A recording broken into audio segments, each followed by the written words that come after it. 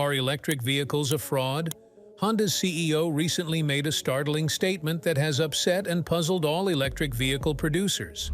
As the ban on gas-powered vehicles looms, electric vehicles might see a price hike of up to 40%. Despite the global shift towards electric vehicles, Honda's CEO believes they are not the solution. Our aim is to reach carbon neutrality, not simply to manufacture electric vehicles, he openly declared, further announcing that combustion engines will continue to exist until 2040. But why is there such resistance to EVs? Apart from the fact that EVs don't provide the same driving experience as gas-powered engines, there's a less discussed aspect of EVs that politicians often overlook for personal benefit. EVs are less environmentally friendly than they're portrayed, and the reality might dissuade you from purchasing that new Tesla. While EVs offer zero tailpipe emissions, the environmental impact of manufacturing their batteries is significant. Producing an electric vehicle releases about 60% more CO2 than creating a traditional gasoline car. The main issues are mining, transportation, and disposal of metals, essential for these batteries, such as lithium, cobalt, and nickel. To achieve clean global mobility, an estimated 3 billion cars need to be replaced. But this raises a critical question. Does Earth have enough lithium to support this? Extracting lithium for these batteries is equivalent to the CO2 emissions from burning approximately 15,000 pounds of coal. Before an electric car even hits the road, it has already left a substantial carbon footprint. Further investigation reveals the troubling conditions in which these vital minerals are mined. Areas like the Congo are at the forefront of this new rush for resources, where workers, including children, often face exploitation, working long hours in dangerous conditions to satisfy the global demand for these materials. Before announcing that combustion engines will persist until 2040, hinting at Honda's skepticism towards electrification, Honda's CEO emphasized a major shift in strategy. He's planning to pause electric vehicle production. In the coming years, he will heavily invest in a lesser-known alternative technology to gain an edge in the EV market. This raises questions about the future of electric vehicles. Are EVs not the universal cure we thought? The Honda CEO is aware of this, and in this video, we'll expose what politicians aren't saying about EVs. Here's the rundown. Honda's CEO Toshihiro made it clear that their goal is carbon neutrality, not necessarily the production of EVs. He's interested in preserving combustion engines and potentially exploring a groundbreaking new fuel, which we'll discuss shortly. There's a hasty move towards electrification, especially post-Biden's inauguration. The charging infrastructure isn't ready for our customers, so we're not focusing heavily on it now, Mabe said in a recent interview. In another recent talk about electrification, CEO Toshihiro Mibe, who has over 30 years in engine development, admitted feeling a bit overwhelmed by the shift to EVs. However, he emphasized that his personal reservations come second to the company's interests. This cautious stance aligns with Honda's region-specific strategy for EVs. The company recognizes that electric vehicles are increasingly perceived as the future of the automotive industry. But they're not rushing into it because everyone else is. Instead, they're thinking about what makes sense for different places around the world. They're looking at whether the charging infrastructure is ready, how eager people are to adopt EVs, and what the local environmental rules are like. So, their plan is more about fitting in with each region's specific needs rather than doing what the rest of the industry is doing. In North America, Honda is preparing for the sale of the Honda Prologue and Acura ZDX in 2024, both of which are being co-developed with General Motors. By 2025, a mid to large-size EV model based on Honda's dedicated EV platform is expected to go on sale. Honda's EV hub in Ohio is a significant step in this direction, where the company plans to invest $700 million to retool several of its existing auto and powertrain plants for EV production starting in 2026. In China, a key market for Honda, the company plans to introduce 10 new EV models by 2027 and aims to achieve 100% EV sales by 2035 ahead of other regions. This includes models like the ENS2 and ENP2, which will go on sale in early 2024, and mass production models based on the EN-SUV XU concept model. However, the situation in Japan presents a different challenge. Honda's strategy in Japan includes plans for the sale of an N-van-based commercial-use mini EV model in the first half of 2024 and an EV model based on the N1 in 2025. Are EVs affordable? Not to mention, another issue the CEO highlights is the increased demand for EVs has led to high prices due to dealers and brands capitalizing with hefty markups and extended waiting periods. Even the most affordable and practical new EV will set you back over $40,000.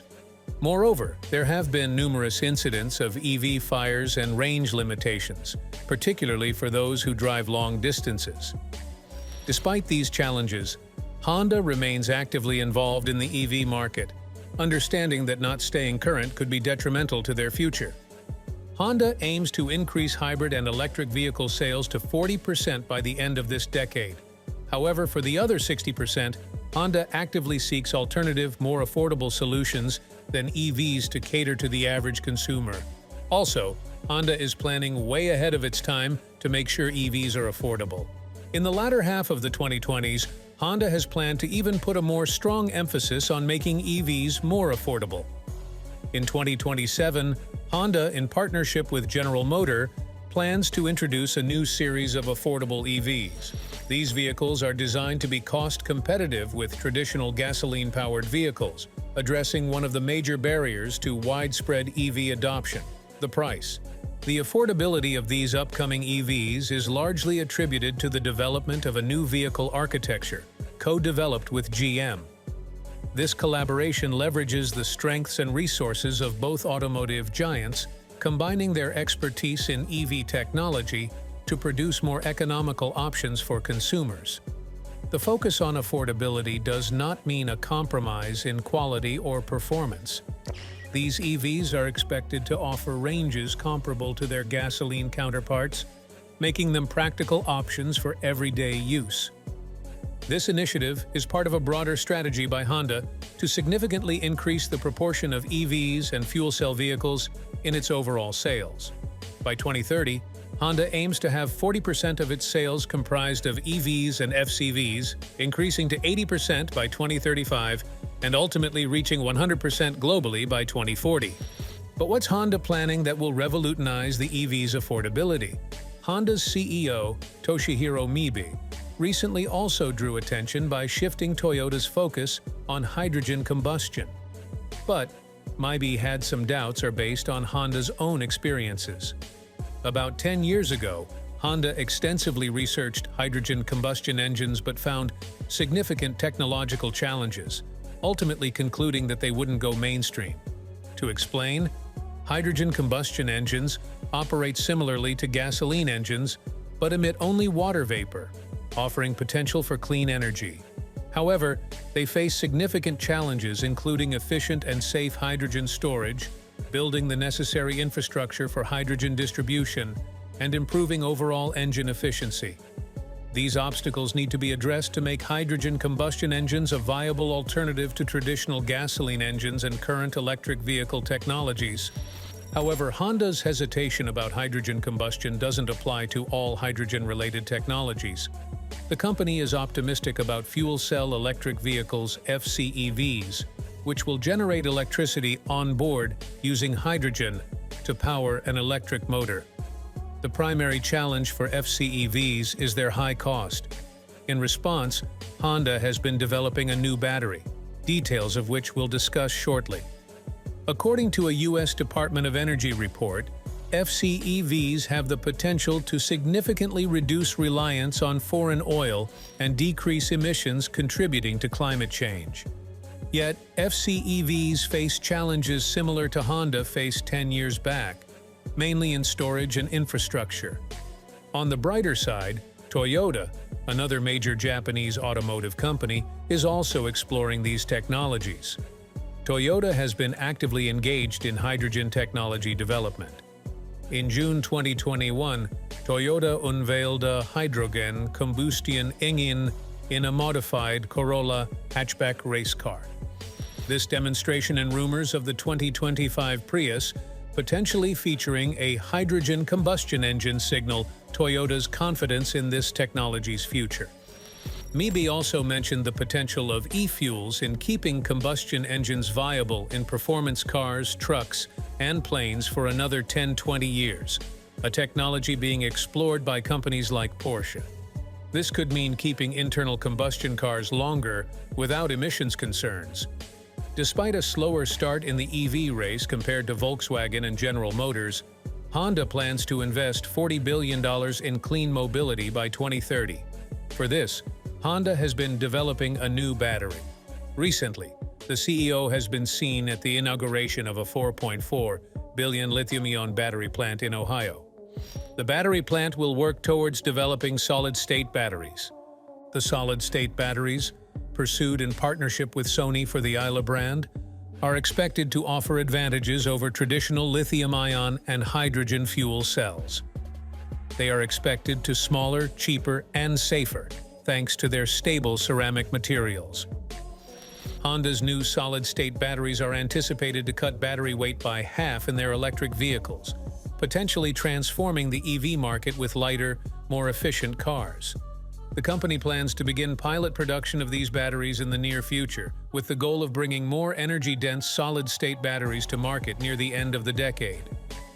Despite high production costs, Honda's focus on solid-state technology underscores its commitment to affordable and efficient EVs. The company is planning the launch of models like the Honda Prologue and Acura ZDX by 2024, with further developments on its EV platform anticipated by 2026.